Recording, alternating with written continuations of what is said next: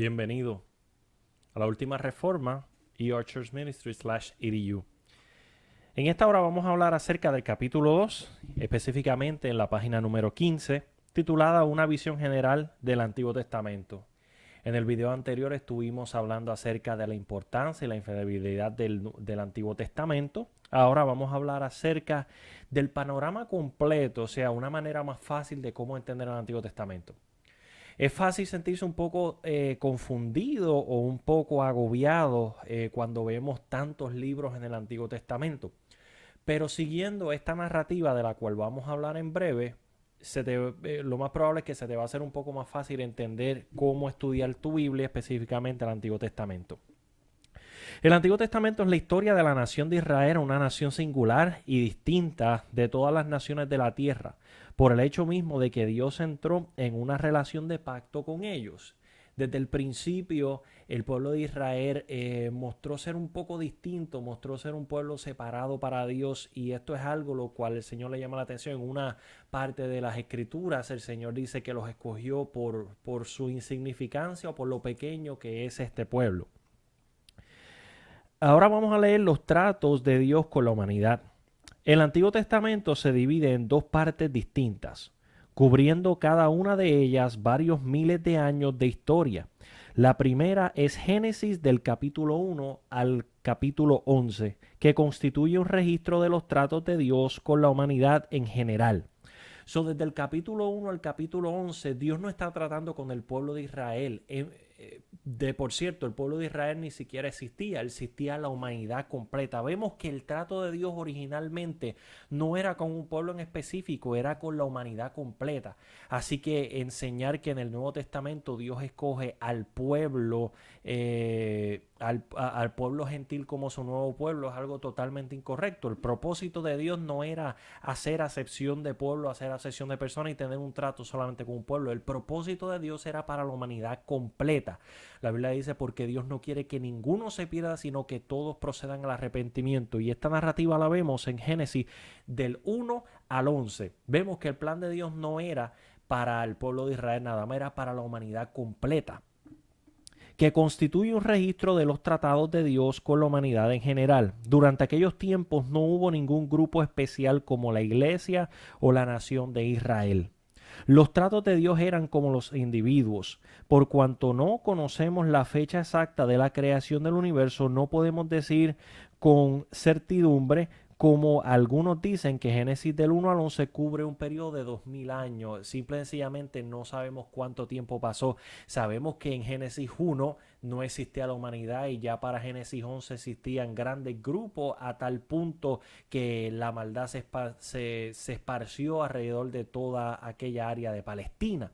Pudieron haber pasado algunos 1000 años o algo así. La Biblia dice que incluso Matusalén tenía 969 años, si no me equivoco. Eso es un largo periodo de años, pero no sabemos con incertidumbre. Algunos dicen que entre Génesis 1 al 11 pasaron 2000 años.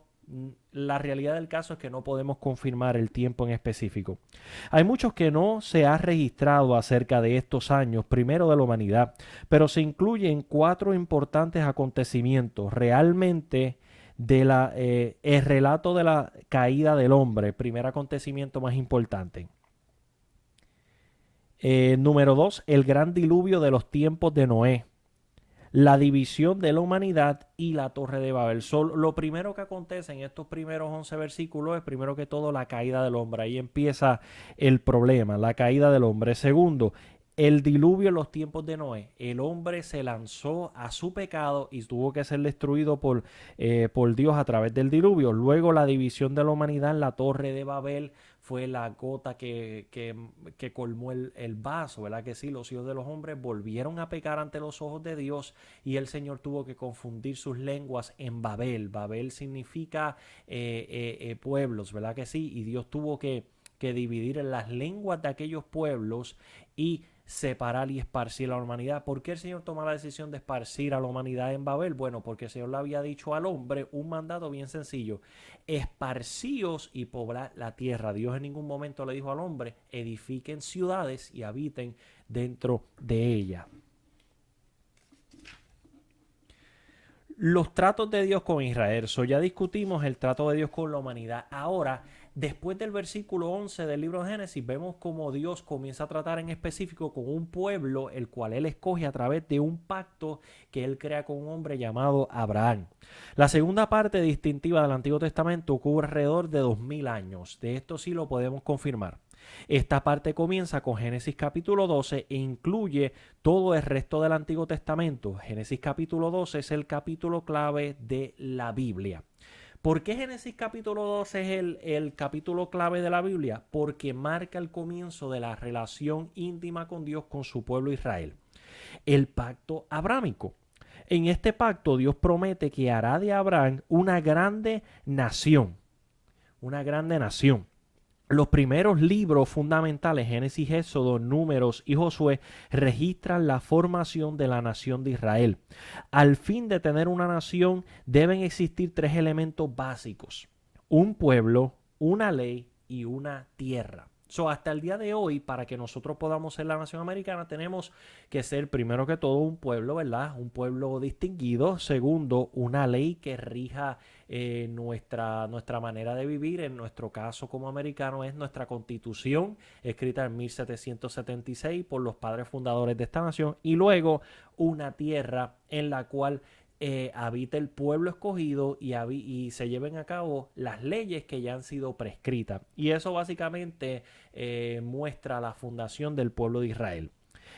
Luego del pacto abrámico podemos ver entre Génesis capítulo 12 al 50, registra cómo Dios comienza a dar crecimiento a esta nueva nación.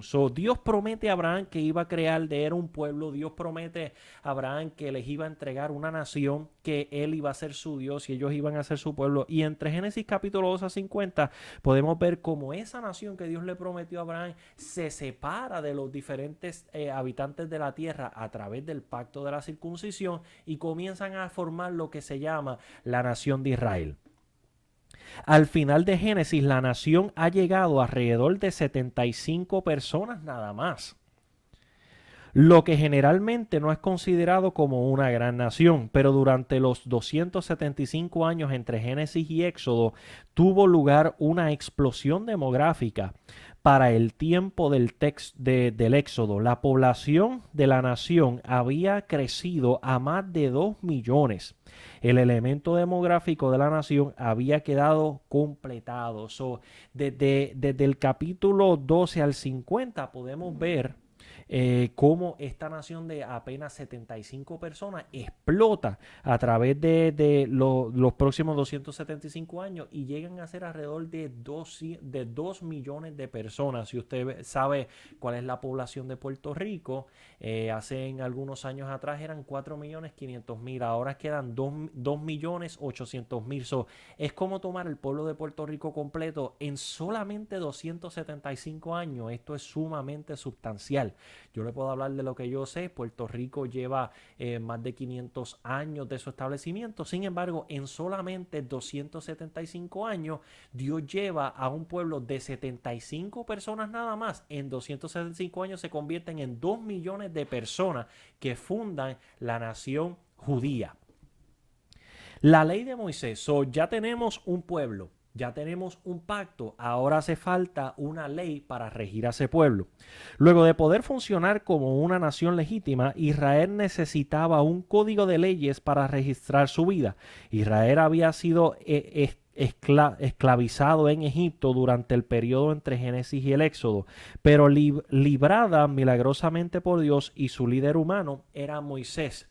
José, podemos conocer la historia de José, cómo José llega a Egipto, adquiere la posición de segundo varón del pueblo completo, luego su familia llega, son protegidas de la hambruna y se quedan en la nación de Egipto. Alrededor de algunos 80 años después, los egipcios habían olvidado completamente los hechos de Josué y los habían esclavizado por un largo periodo de 400 años. El pueblo de Israel fue esclavizado en Egipto por 400 años antes de que Moisés apareciera en la escena y fueran liberados de la tierra. ellos son liberados de la tierra, ¿verdad? De la tierra de Egipto, pasan o camino de 40 días, se convirtió en 40 años de vagantes, ¿verdad? En el pueblo, en el desierto, el pueblo llega a un lugar llamado el Monte Sinaí y Dios le entrega la ley al siervo Moisés, la cual él mismo escribió con su dedo. La ley de Moisés básicamente son los fundamentos de lo que se convertiría en la ley hebrea. Son 10 mandamientos, resumen los 613 ordenanzas ceremoniales y morales, las cuales enseña la ley judía.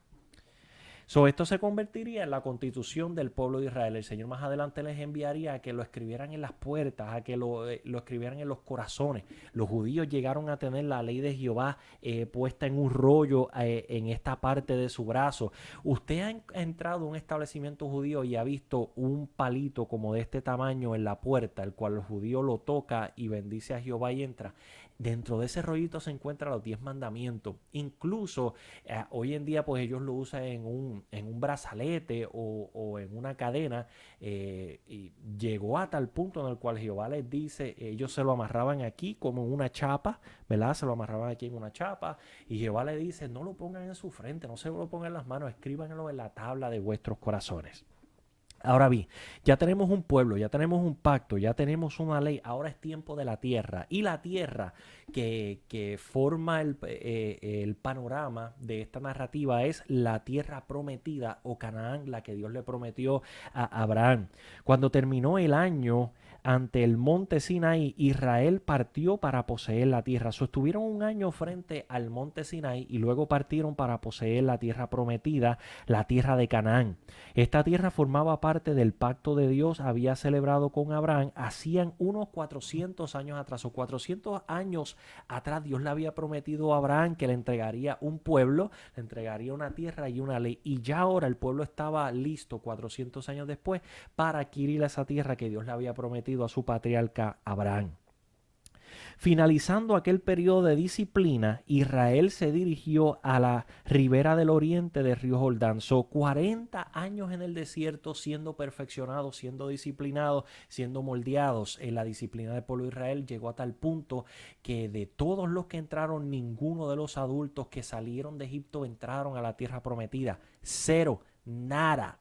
Ningún adulto que salió de la tierra prometida, o joven o niño, entró, que salió de Egipto, entró a la tierra prometida, a excepción de 2 personas, que eran Josué y Caleb, que eran niños, o podemos decir que eran más bien jóvenes cuando salieron de la tierra prometida, porque en el proceso de la conquista, Josué y Caleb tenían algunos 80 años, a excepción de ellos, el pueblo completo se extinguió en el proceso de la purificación. Quiere decir que a excepción de Josué y Caleb, en la entrada a la tierra prometida, el más viejo del pueblo de Israel tenía apenas 40 años. Era una nación de más de 2 millones de personas de 40 años para abajo. ¿Por qué? Por causa del pecado que cometieron en el pueblo. Finalizando aquel periodo de disciplina, Israel se dirigió a la ribera del oriente del río Jordán y se dispuso a cruzarlo para entrar en su tierra. Fue en este tiempo que murió el gran líder de Israel, Moisés. Justo antes de su muerte, Moisés, Dios escogió a Josué para conducir a la nación a la conquista. Así que Dios levanta a Moisés para sacar al pueblo de la tierra de Egipto y para llevarlos a través del proceso de la santificación y purificación en el desierto. Pero luego Dios tenía un plan, no con Moisés, sino con un joven llamado Josué, el cual se dedicaría en conquistar la tierra que ya Dios le había prometido a Abraham. Luego de Josué repartió la tierra, ellos, ¿verdad? Estuvieron peleando. Este periodo de guerra duró entre 5 y 7 años, o 40 años en el desierto, desde Egipto a que llegaron a la ribera del Jordán fueron 40 años. Entre que Josué tomó el puesto y todo el periodo de la guerra y las conquistas fueron un periodo de entre 5 y 7 años. Luego de que Josué repartió las tierras, llegaron a la tierra prometida, las conquistaron, las repartió, dando a cada uno de las 12 tribus de Israel una área claramente determinada, a excepción de los levitas, los cuales Jehová iba a hacer su porción y ellos habrían de vivir en la casa de Jehová. Dios había dado órdenes específicas que no se mezclaran matrimonialmente con los cananeos, o sea, los habitantes de la tierra prometida, los cananitas, los cananeos ni hicieran tratados con ellos, ni les fuera permitido vivir entre ellos. Desafortunadamente, Israel prefirió de nuevo no obedecer. Ahora bien, ¿es Dios un Dios racista, un Dios inmoral por permitirle o decirle a ellos que no se mezclen con los pueblos? Bajo ninguna circunstancia. Los habitantes de Canaán eran personas extremadamente sanguinarias, extremadamente impías y paganos, a tal punto que el dios principal de los cananitas era un dios llamado Moloch. Moloch era un dios que parecía un buey, tenía los brazos, era mitad buey, mitad ser humano, con los brazos extendidos hacia el frente, y en el estómago del dios falso Moloch se prendía un horno y se le ponía al bebé en las manos extendidas así de aquella estatua de Moloch. Aquella estatua de Moloch, cuenta la historia, que las manos se ponían tan y tan y tan caliente que aquella parte de la estatua se ponían roja. Los habitantes de Canaán ponían sus bebés en las manos rojas de aquella estatua de metal de tan caliente que estaban, y luego en la parte de atrás el sacerdote hundía una palanca el cual levantaba los brazos y el bebé caía por la boca de aquella imagen hasta el horno que tenía en el estómago. Cuenta la historia que era tan horrendo el llanto de los niños cuando eran puestos en esta pieza de metal caliente que los músicos de Moloch tocaban más fuerte los drones para que los padres no escucharan el llanto de sus niños al ser cocinados en las manos de Moloch antes de morir. Era un periodo a veces de hasta 1 hora de esos niñitos, esos bebés, estarse cocinando en una plancha caliente antes de entrar a el horno que era en el estómago de Moloch y ser muertos por completo. Por eso Dios no quería que se juntaran en matrimonio con ese pueblo, ni que tampoco hicieran negocio ni pacto con ellos. Dios quiso que los desarraigaran y que los sacaran de aquella tierra, pero el pueblo desobedeció a Dios. Cuando yo quiero elevar mi estándar moral más alto que el estándar de Dios, entran estos problemas a nuestra vida. Luego Josué repartió la tierra, ¿verdad? Y luego entra los gobernantes nacionales. O luego de este periodo de la salida y de la conquista entra el tiempo de los gobernantes nacionales. Cuando Josué murió, Israel entró en una nueva era y su vida nacional. Dios no reemplazó a Josué con un nuevo líder para su pueblo. La intención de Dios era que la nación recién formada fuera un gobierno teocrático, o sea, un gobierno regido por Dios, y esto fue puesto a través de los jueces de Israel. Eso era un pueblo el cual Dios iba a dar la ordenancia a través de una nueva institución llamada los jueces de Israel.